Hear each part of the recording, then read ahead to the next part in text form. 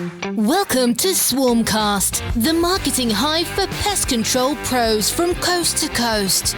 If you're tired of your competition bugging you and want to grow your business like a well-built colony, you're in the right place. Each episode, we'll break down the latest marketing trends, expert insights, and proven strategies to help you exterminate the competition and keep your phones buzzing. So strap in, pest bosses. It's time to swarm the market and take your business to the next level.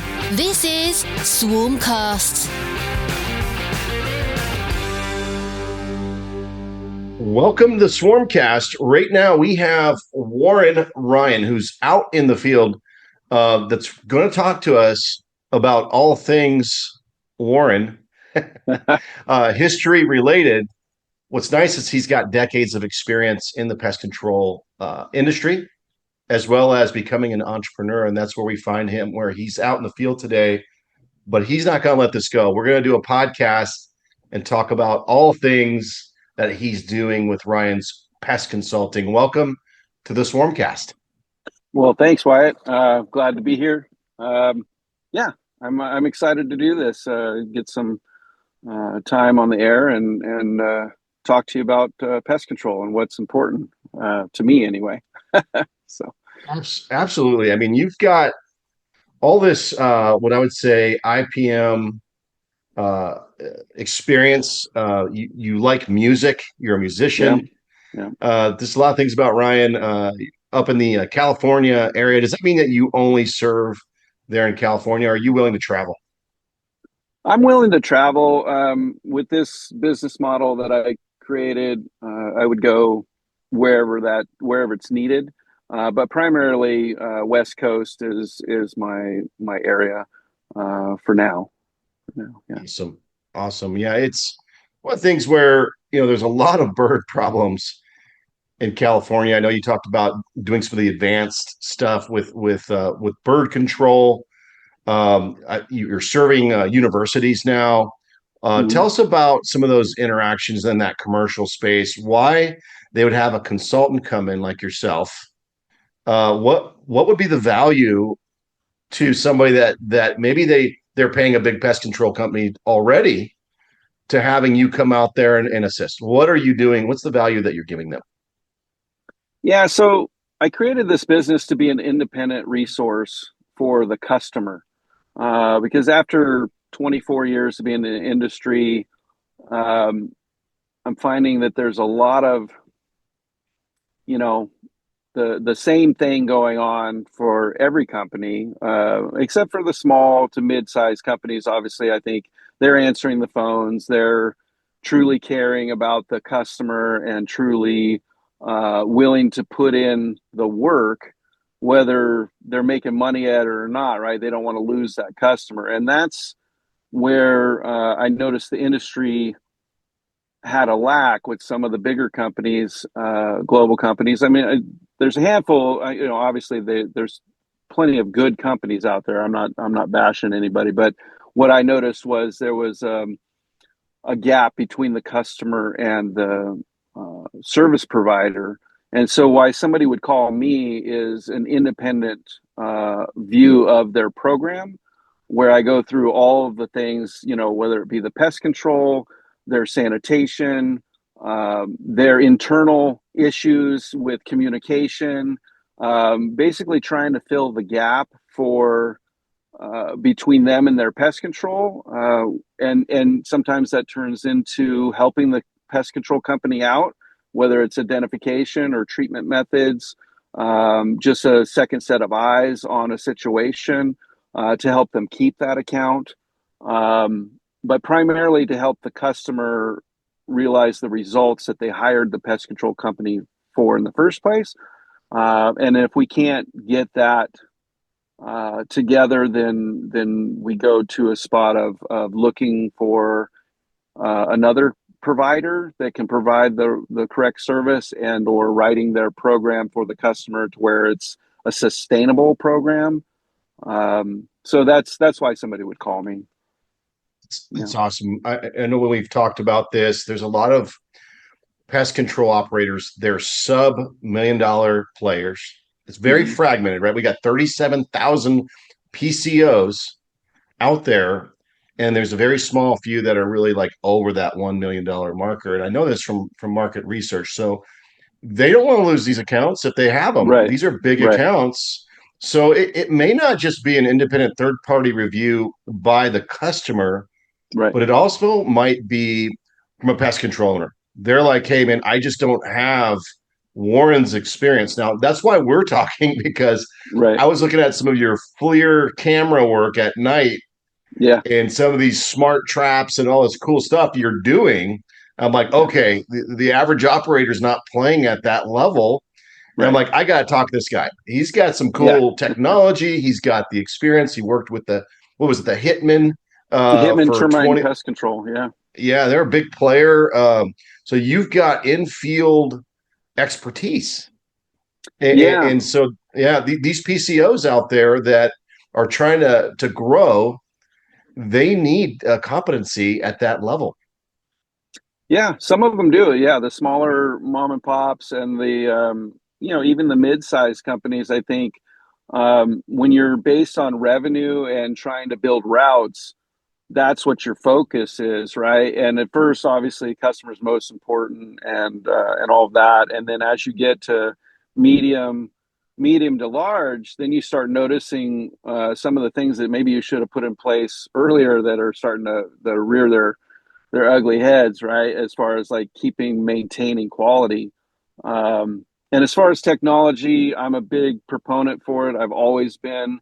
I use cameras, I use infrared, I use drones, I use you know good old fashioned inspection. I'm not above crawling something, climbing something. Whatever it takes really is the mentality to get the customer the result, or the pest provider. If I'm helping a pest provider, obviously I'm gonna do everything that I know to try to help that PCO. I mean, that's the goal, is just to help people. Absolutely. I mean, Yeah. it's an independent third party review. Can be for the PCO, can be for the customer. You Hmm. can do both. Yeah. I would think that if you're out there and you don't have the expertise, let's just say you're an operator and you're just not playing at that level, Hmm. and you have an account, it might be, what happens is some of these smaller companies get these big commercial accounts, and it might represent 25% of their revenue. You Sure. lose that, you might be letting go of technicians, or you might be stepping backwards. So here's an example where you could pull in Warren to go, hey, am I doing the right things? Right. And there's like low hanging fruit. And I know we went through this where when you go in, you look for some of the simple things that they could change immediately. Sure. Immediately. What happens if somebody loses their license? Have you seen that happen when somebody loses their license in pest control? Um, I haven't had a lot of experience with people losing their license. Everybody that I've worked for, we've and trained, we're very focused on keeping them up to date, keeping them licensed. Obviously, I can't have technicians dropping in the field there without being able to do service. So, I haven't had a lot of experience with that, but definitely a lot of experience with filling the gaps. A lot of third party audits for food processing. I'm SQF certified, AIB certified, Quality Pro Green. So I know the language that a lot of these food processors are speaking, and trying to help all the players in the process. Everybody, customer, PCO, that kind of thing. Help the customer, help their customer. And there's a lot of restaurants out there, they get shut down even for a time being because they're unsanitary. That could put them out of business. And I've seen that happen. I've seen that stuff get shut down. And in the food business, the margins are very small to begin with. So if Well, you I'm get shut down, talking, yeah. yeah, I'm talking more about like some of my customers have been, large wineries, Trinchero, Treasury wine, museums, things like that. So I don't typically do a lot in the restaurant space. So for me, it's more. the big chocolate factories and the big industrial buildings, things like that. That's where I focus my business. But obviously able to help out if it was a PCO that called me and wanted help at a restaurant. I think we all probably know the same things about restaurants, right? It's typically a lower dollar type thing, and hard to find and follow the sanitation protocols because they don't necessarily have all the resources to do what needs to be done to keep the pests gone. Although I don't play that game with my technicians when they say, "Well, it's the customer's fault. Their sanitation is poor, this and that." And my answer is, okay, but what can we do? What are you doing differently, right? There's things that you can do even with the worst sanitation, the worst management of things or whatnot. There's still process that you can follow and get some results. So yeah. I guess what I was referring to is chains, right? Not necessarily a mom and pop, but more like a Right. chain. Oh I yeah, had a yeah. I had a conversation with Scott Nolan, Julie Mm, Nolan, yeah. um, 2 weeks ago, and we were talking about this exact thing, Yeah. coming up with better standards and ways of Hmm. operating with, and I'll just say, I can't mention the name of the chain, Right. but it's big. And it Right. has to really flow into exactly what you're talking about. Better methods so that you don't have to fall victim to something closing down or there's an issue with, a lawsuit because Sure. you have better methods for taking care of whatever problem that there is, no matter where it is in the country. So it sounds like you're good at also creating, not only doing the audit, but also creating new methods. Is that correct? You can create the new method of Yeah, not necessarily new methods. I mean, there's new technology. There's always evolving and implement. learning, Yeah. and Yeah. I don't know all of the things. So yeah, there's certainly time to implement new things and all that. I think with chains, when they're sold as trying to earn the bit or win the business versus what I would do in that situation as I would look at it as a whole, and I would probably write a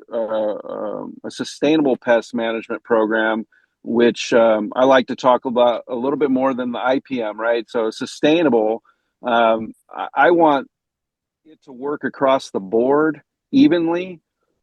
Just like they want their food to turn into the same food no matter what location, right? I want that sustainable pest management program to evolve and breathe with each location, but also have the set of standards that it needs. So I think I'd probably back up and look at the overall picture for all of the locations, and then kind of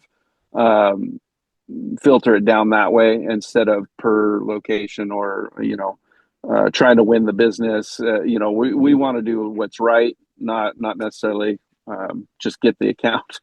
So Exactly. So you get the sales yeah, process, but we're talking about is like a written IPM program. You'll come yeah, in, maybe you do the pest identification, the mm-hmm. monitoring with these cameras or heavier tech that most PCOs don't have. Yeah, Then you come in with, and this is big. A lot of people don't do good record keeping. yeah. The smaller guys, the big guys have to, right? They can get shut down.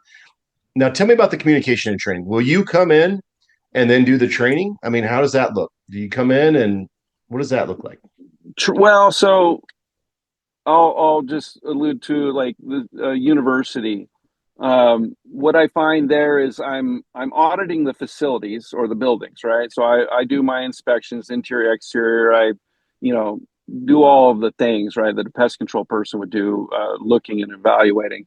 Um, and I make my notes and my recommendations on that. But then I'm also working with their facilities and their dining and their housing people and all of that, trying to get everybody's communication funneled into a way that is beneficial for everybody, because a lot of times there's just miscommunication. There's too many cooks in the kitchen. There's the pest control guy is beating his head against the wall saying, the heck's going on? I wish they would fix this and fix that, and that's why we have problems. And So what I find is, I get in there and I do the project management piece of it, right?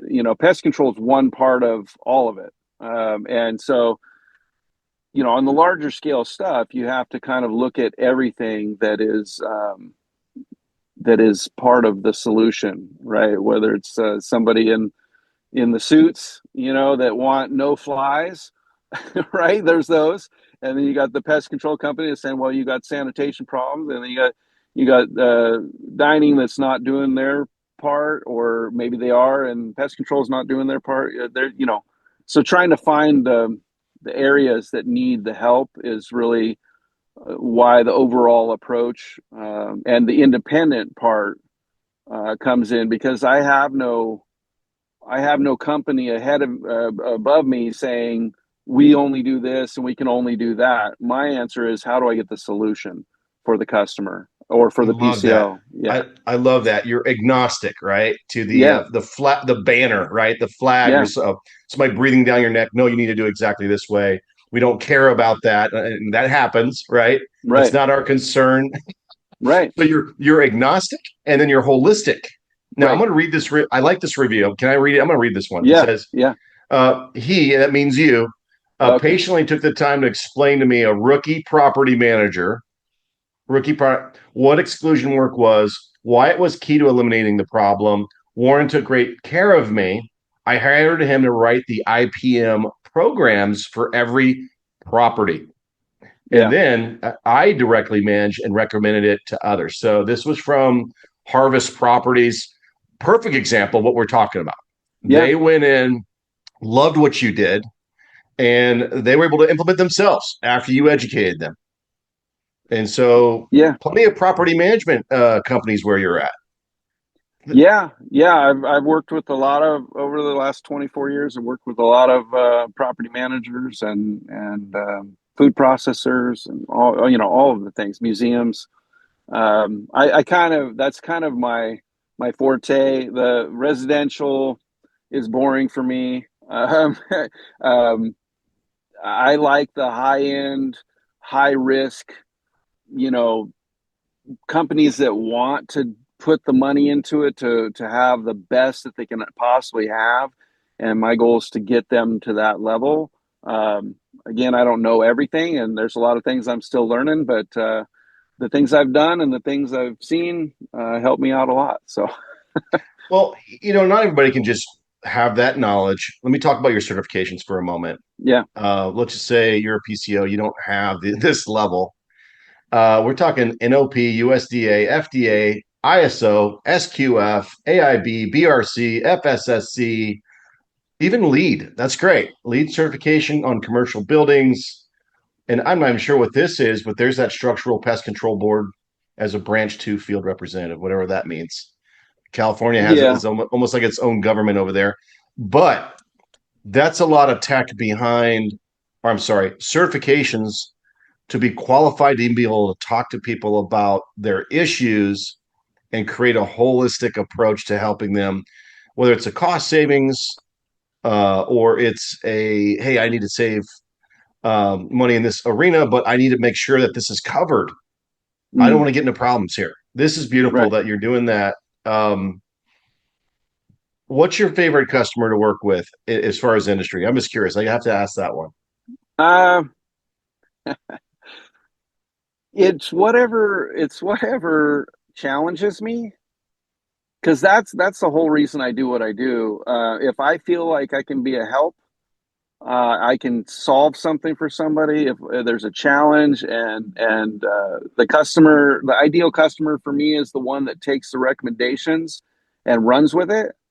Um, so there's been a handful, of those types of things. I mean, I spent a lot of time in the food processing, food manufacturing realm.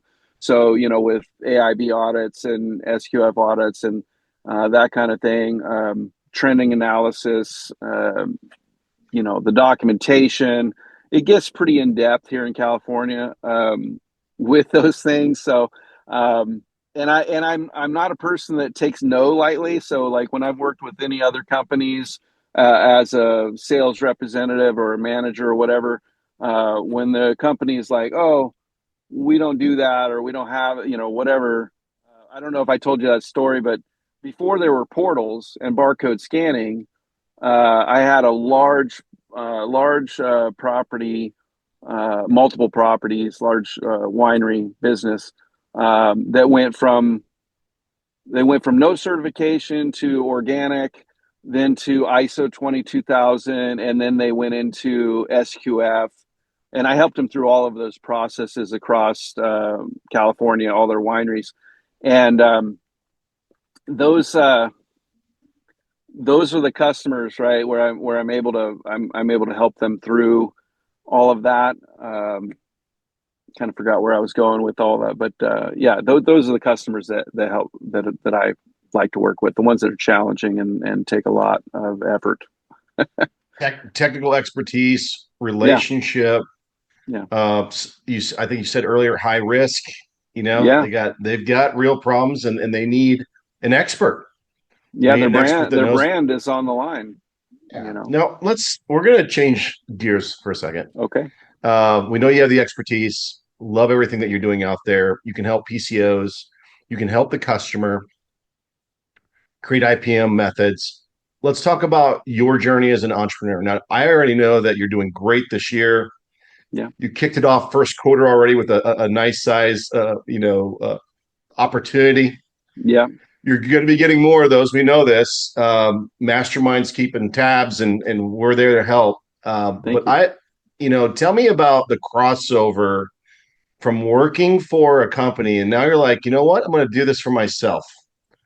What happened? I know what your first goal was, and you accomplished that last year. Uh, where are we going with this as an entrepreneur? Why did you cross over? Well, again, it came back to quality. It came back to the customer that's paid my bills and allowed me to buy a home and have a wonderful life. The customer is the one that has done all of that, right? Because I spent a lot of time in sales, even though I started as a tech and then I worked up through management and, managed branch offices and did that kind of thing. You know, that customer has paid me all along the way, right? And so the switch was seeing the seeing and hearing the customer being treated more like it's revenue, right? So if we lose one, we'll pick up another three, right? And I'm not talking about the small mom and pops. I'm talking about like the bigger companies, right? They just they expect the attrition, they expect to have it drop off at some point, and so they're only going to put so much into it. And well, for me, there should never be a lost customer, because if you've lost a customer, then you've lost the perspective of why you're doing what you're doing, right? I and I mean, there's things that happen, right? That just you're gonna lose to some other company comes in cheaper and all that, and they're price shoppers out there and all that. But if you got a good relationship, a good quality company that you're managing, you should be able to go through thick and thin and get them where they need to be and keep that customer. My retention rate when I was a commercial manager, sales, that type of thing, was 96%. So everything that I sold, I kept for many, many, many years, and I managed it because I was the account manager. So again, back to that hard time hearing no. Whatever the customer needs is what the customer needs, and that's where the focus needs to be, regardless of what you do, what you don't do. For me, I'll get the help. In this realm, switching over now for me is like, if I can't do it, somebody can, and I'm going to get the customer whatever. I have no problem saying I have no idea. I've never seen this. Let me call somebody that knows what the heck this is, what's going on here. Maybe I'll get you the help. It doesn't have to line my pockets, right? It's not about the money; it's about the customer. So, Love that you said that. I'm just going to tell a quick story. I remember I learned this lesson probably 25 years ago. I worked for UPS, mm-hmm. corporate America, and somebody was yelling at an account executive. They were a national account executive at UPS, and one of the management members was yelling at this guy. His name was Gino. Okay, I'll leave it there. He reminded me of the Godfather. Sure. And after they got done ranting, he looked up and he goes, "Are you my customer?" Oh, no, I never forgot that, where he knew the customer. And what I'm getting from this, Warren, is your customer. If you have that kind of a rapport and reputation like the one I shared earlier, there will be no end to how many people are going to be reaching out to you. And that's one of the reasons why we're Yeah. doing the podcast. People Yeah. got to know who Warren is, Yeah. and they love you. They know I who you appreciate are. that. They know what you do. And you keep impacting the community because you know the customer. And Yeah. that's who pays our salary, right? They pay Right. what we do. So having said that, you've done a lot of wonderful things in the community and you're growing your business. So we're going to go back to entrepreneur land right now. Yeah. You're doing it. Yeah. Last year, your goal was to do what? I mean, remember you told me the first. What was your first goal? Tell everybody what your first goal was. So I walked away from a rather large salary, and no capital, uh, zero, you know, and basically walked away from that. And my goal the first year was to replace my salary and be able to start paying my mortgage again within 12 months of the business working, doing what I'm doing. And luckily, I was able to secure enough business and do things where I'm now. It's 9 months in. I'm paying my mortgage now and looking to the future here. Um, you know, I don't know where this thing goes. Honestly, I kind of flying by the seat of my pants. Obviously, I'm 51 years old, and then decided to quit my 24-year career working for somebody else and just go for it, right? So we're hoping that it's going to be the worth that all that effort to do. Let me say this. You did it. Yeah, There is this chasm you cross over. We talked about the E-Myth revisited, yeah, and there's this point where you're like, you know what? I can do this. yeah, There's that self-belief, and I think it's an important message for anybody that's in that PCO space that they left, they started their own company, or they're a consultant like yourself in the pest control industry, whatever it is. The pest control industry feeds a lot of people, yeah, but you had that self-belief and you did it last year. yeah, Now, I could see, we have the conversations with our wives, hey, I can do this.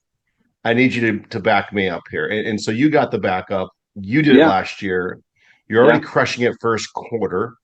yeah, Here we are moving into 2025. And you're right. There's no such thing as a crystal ball of knowing exactly where you're going to be. It's hard to say, hey, this is what I'm going to do. yeah, But the customers that you're looking for, they exist and they need you. yeah, They absolutely need what you can bring to the table, just from a standpoint of, shoot, I'm sure you could save a lot of cost out there with yeah. ineffective methods, old technology, IPM programs that are super outdated. It's not Hmm. like pest control is not changing. It's Right, changing quite a right. bit. So you're doing it. You're learning new things. What are some of the new things that you've learned in the last, I don't know, 3 months that's helping you move forward? Well, venturing into this business, I didn't know who would buy what I'm selling, right? So I kind of, I made it a kind of a three-tier model where I do some subcontracting of services. So if I've got customers that want to switch companies and they're looking for the right thing, I would hold the contract and hire the preferred provider to do that work and do that, and then bird work, subcontracting, that kind of thing. But I didn't know who was going to buy the consulting part, right? Because everybody that I've, when I put a ad out or whatever, there's, oh, we've already got pest control, and the calls come in, oh, you can you spray for my ants, or can you spray, even though I'm licensed to do it and I'm an operator here in California. That wasn't the business model. So knowing whether or not it's going to work, long term is yet to be seen. it is going in the right direction. And I think some of the things I've learned is there is a need out there. They just don't know what the need is. They don't know that that's available because I'm the only one in my space doing what I'm doing. There's no other companies that are an ally for the customer. Right? There's a lot of companies out there that help the PCO. And even though I can do that, that's not my primary focus. My primary focus, obviously, is the customer. So some of the things I'm learning is like how to get these customers to understand what I do and what they need, because a lot of times they didn't know that they needed it. How hard it is to, something I learned is how hard it is to budget consulting, to be able to track like where I'm going, because a lot of it is it's like piecework, right? It's like, I don't know, I could be doing $1 million this year, and next year I could do 200 grand, right? Who knows how much the need is going to be there. So those are some of the things I'm learning, and I'm kind of adapting as I go, kind of, it's just flying by the seat of my pants on that aspect, What I appreciate is your open-ended honesty. I think a lot of people that become an entrepreneur go into business. Yeah. They're learning as they go. But here you are, you have a peer group of PCOs, a peer group of like having people that are in the industry that can make recommendations. Like one of the ones I'll make right now is we got to figure out a way to take your service and create an MRR, or monthly reoccurring revenue. Right. Like a couple ideas might be, hey, would you like to keep your PCO compliant with what is the laws in our state? Yeah. You can join this group. I'll come in. We'll do a quarterly lunch and learn, and making sure you're staying up to compliance. People pay for insurance all day long. I do, right? I don't like paying for insurance until my truck gets crunched, right? And I don't have the money laying around to fix it. People are paying for that. I know it's happening in cybersecurity.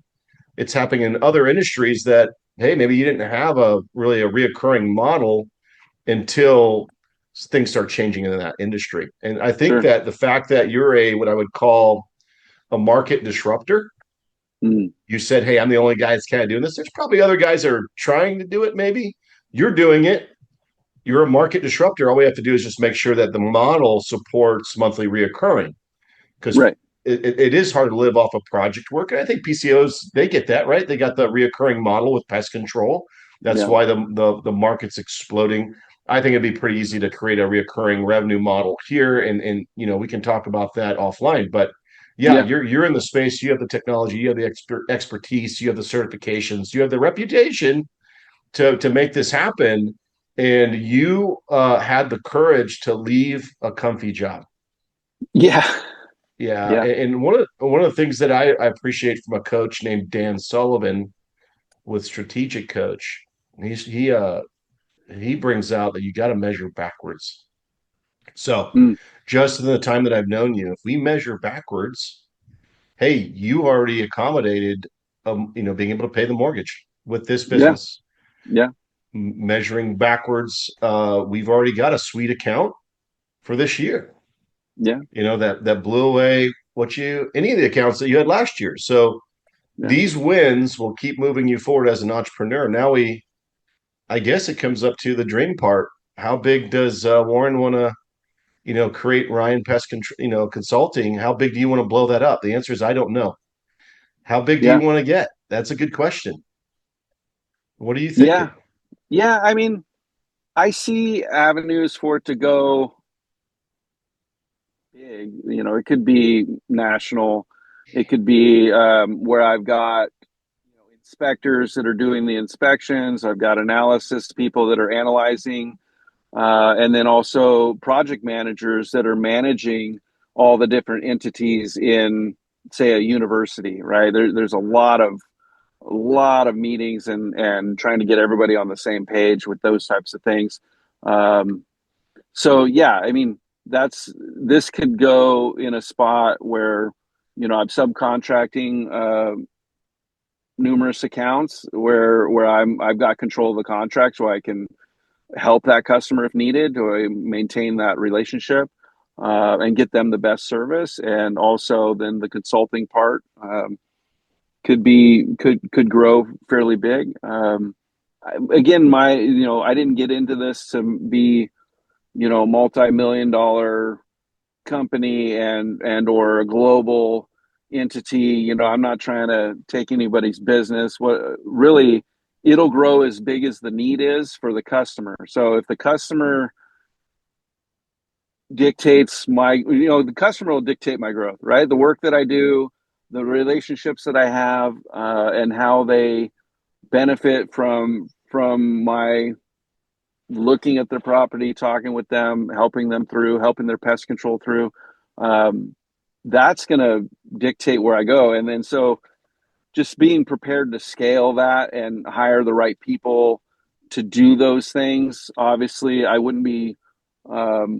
not necessarily wouldn't be hiring technician level, right, to go check stations. I mean, sure, that's needed, and go spray the perimeter or whatever. Like, I would need to hire people that understand it the way I understand it, and that have the credentials. A lot of people have more credentials than I do, believe it or not. There's a lot of smarter people in the world, but maybe they haven't seen what I've seen or experienced what I've experienced, right? So I would want somebody that's got the same work ethic and the same knowledge base and the same compassion for solving the problem and helping the customer, and not walking away saying, "Oh, we can't do that. That's impossible," because nothing's impossible. You can find the solution. You got to keep after it until you get the win. And yeah, so That's all great stuff. But what I hear is you just got to spend some time dreaming. I think yeah, about Simon Sinek's book, Sinek, Start with Why. yeah, Sky's the limit. I think that your mentality is take care of the customer, they'll take care of you. yeah, Your employees become your internal customers, yeah, and there are employees that want bosses like you. They right, want guys that have the experience that are going to help them on their journey, because they'll get off the bus eventually. yeah, But I think that, man, I'm sure you've trained a lot of people already in your career, but now mm-hmm. here's a different level of, maybe they want to mentor with somebody that has done what you have done and be a Mm-hmm. part of something bigger. So your vision will be what you determine it will be. And I think this year is going to be a beautiful one. And I'm glad to be on that road and path with you this year. Yeah, I want to be talking to you at the end of 2025 and replace some of the things, like might be this podcast. right, Say, hey, this is what you said a year ago. Here's what you've accomplished and done, and look at how many people you've impacted, even with this podcast. yeah, And I think that part of just a realization that there are people like yourself out there that have the expertise, that love what they do and can bring value to them, whether it is the direct customer or even a PCO that needs the help. right, you know Everybody can benefit and everybody can win with an abundance mindset. I do think yeah, that when you hear independent third party review, you feel like somebody's trying to slash you out of the deal, right? right. And there might be like this going on where it doesn't need to be that way. Right. No, it doesn't. I'm actually Yeah. keeping a pest control company at a large property now currently, by working with them, kind of explaining. Maybe they don't understand what the customer wants or what the customer's saying, right? And so I'm able to hear the trials and the problems through a different set of eyes, right? And then I'm back to the technician on site saying, "Hey, we should set the traps this way, and we need to be focusing more on this." And perfect example is there was no, one of these properties, there's no data analytics, right? So I'm a firm believer in like the IQ sensing technology, the pest sense, those types of things where you've got real time data to where you can then make your decisions on what you're doing, right? So There wasn't any of that. They would check the stations, fill them. They would write their notes. Oh, filled bait station, no activity today, whatever. I'll tell you right now, I have a winery right now that I do where I was getting no activity in the tin cats and nothing underneath and anything like that. I put in a pulse monitor, which is Bell Labs IQ sensing monitor with some non-toxic bait. And between the time I set that out and the next time I came, I had 104 events. Now, given during inspection, no droppings, no activity, like there was nothing, right? So, first thing I did, at that point, now I set cameras. I've got, I'm trapping. I'm doing more exclusion and figuring out where they're getting in and things like that. So, helping the pest control company get the data, right? That helps tremendously because then we can really tailor the service around facts versus I just come and check a box every time I'm there, right? And their response a lot of times is, "Oh, that's all the customer wanted." Right? Well, it's our job to relay what the customer needs and not care about the price. Right? I used to tell my technicians all the time that don't worry about how to spend their money. Oh, well, they won't pay for that. Oh, that's you don't know that. If you come with the data and you know exactly why and what the why is and what's going on, that customer 9 times out of 10 is going to want to save their facility from a shutdown or a major problem. So helping them gather the data and pivot. That's what I've been doing to help this other pest control company keep their account. And it's a large account. It's $400,000 a year, right? Just one property, and that's for one of the PCOs, right? There's 2 PCOs on site, so I think that's beautiful. That is an absolute beautiful story where you're trying to help them keep their customer. Yeah, that's huge. Yeah, I don't want to oust any PCO.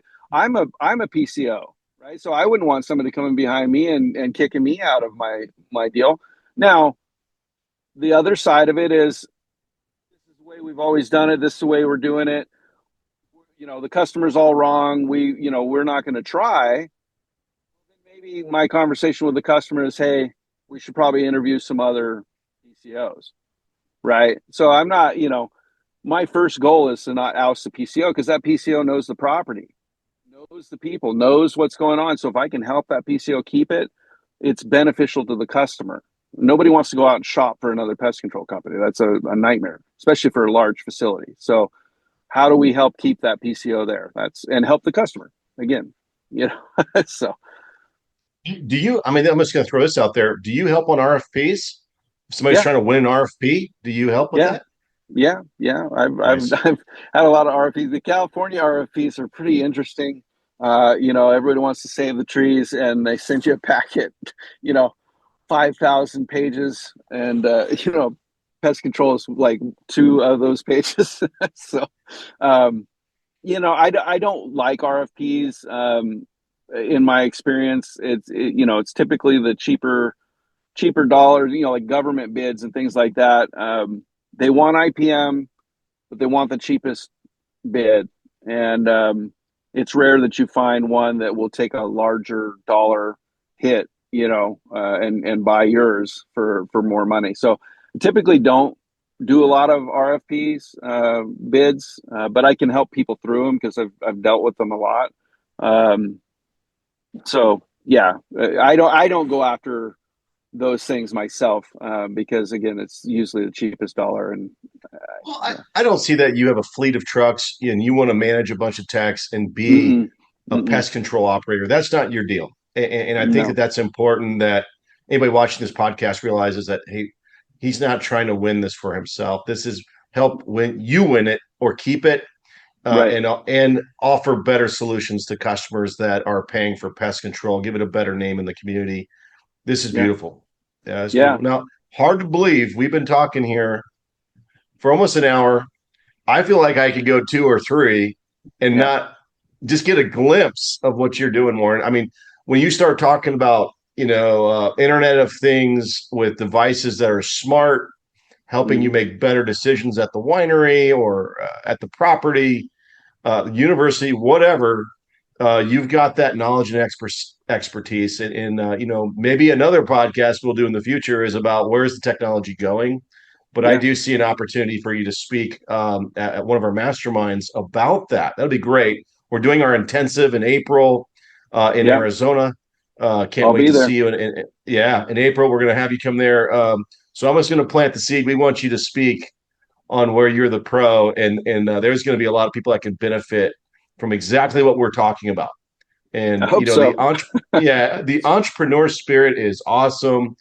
You're doing it. I think one of the cool posts that you did was you and your wife in the truck. Yeah.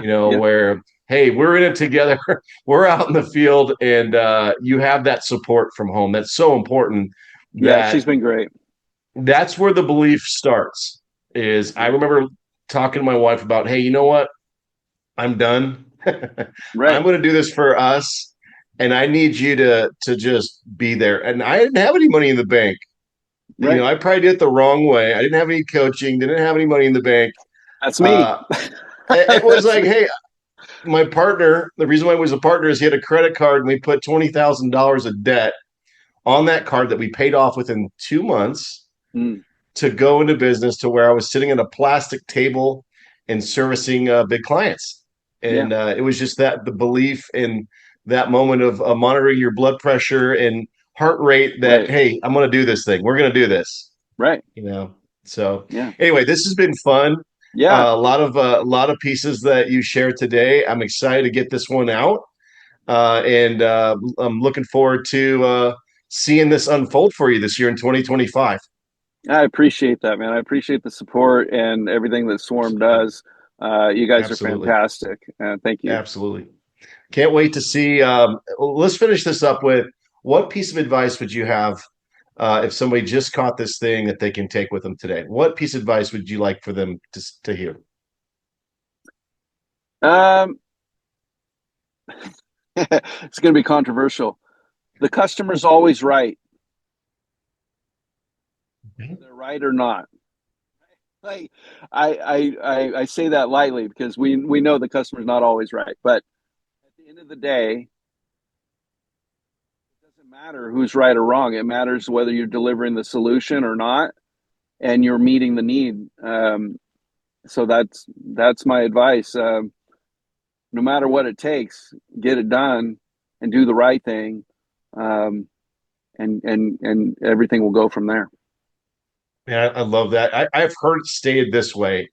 It's stated that it's not about being right.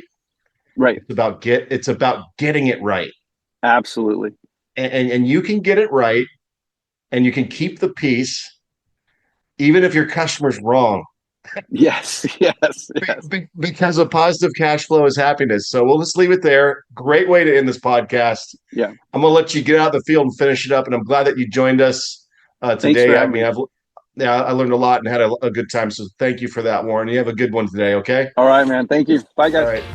That's a wrap on this episode of SwarmCast. Thanks for tuning in and arming yourself with the marketing firepower to keep your pest control business thriving.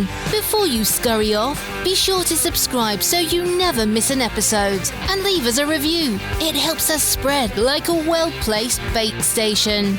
Got a topic you want us to tackle? Drop us a line and let's keep the conversation buzzing. Until next time, stay sharp, stay strategic, and keep swarming the market.